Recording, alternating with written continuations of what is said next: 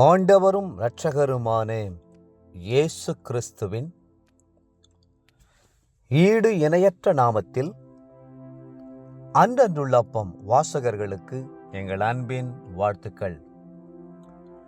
2025 ஆண்டு ஜனவரி மாதம் 17ஆம் தேதி வெள்ளிக்கிழமைக்குரிய தின தியானம்.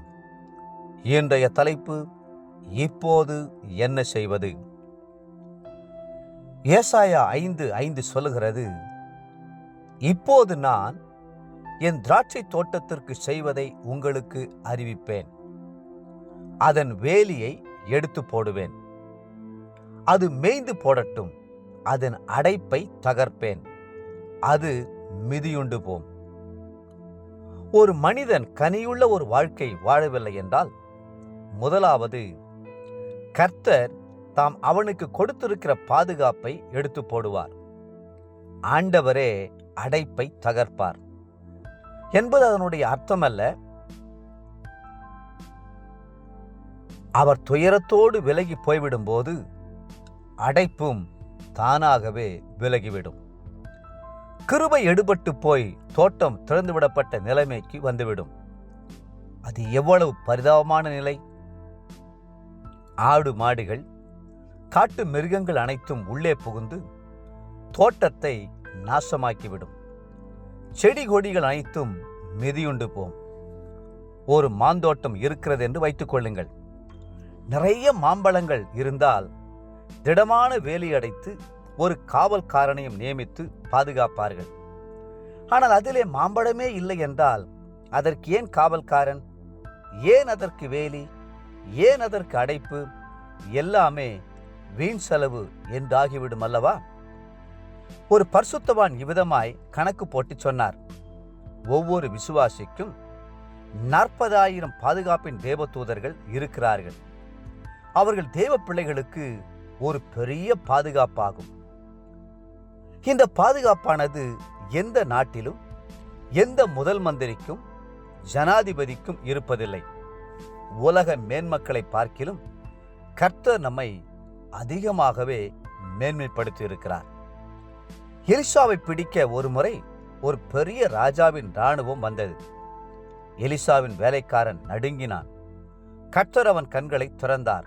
அந்த மலை முழுவதும் அக்கினிமயமான ரதங்களும் குதிரைகளுமான தேவதூதர்கள் இருந்ததை அவன் கண்டான்.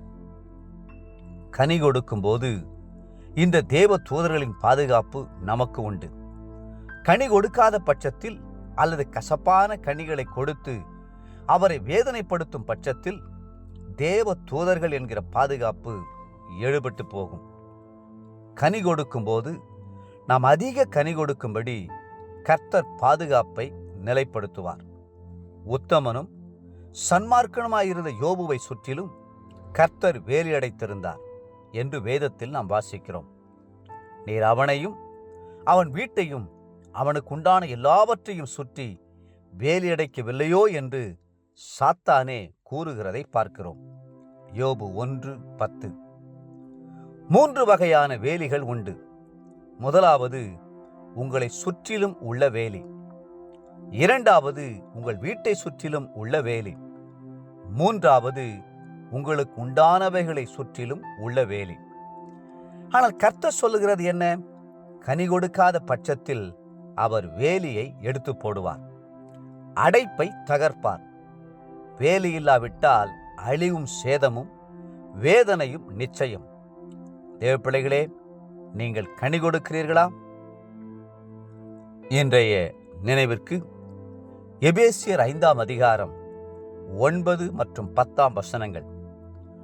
ஆவியின் கனி சகல நற்குணத்திலும் நீதியிலும் உண்மையிலும் விளங்கும். கர்த்தருக்கு பிரியமானது இன்னதென்று நீங்கள் சோதித்து பாருங்கள். இன்றைய வேத வாசிப்பு காலை ஆதியாகமம் 41 மற்றும் 42ஆம் அதிகாரங்கள். மாலை மத்தேயு 12ஆம் அதிகாரம் 1 to 23ஆம் வசனம் முடிய. அன்புக்குரிய அன்றன்றுள்ளப்பம் வாசகர்களே, மீண்டும் உங்களை வாழ்த்துகிறோம். கர்த்தருக்கென்று நல்ல கனி கொடுங்கள், கர்த்தருடைய பாதுகாப்பை பாதுகாத்துக் கொள்ளுங்கள். கர்த்ததாமே உங்களை ஆசீர்வதித்து மென்மேலும் உயர்த்துவாராக. ஆமேன். ஆமேன்.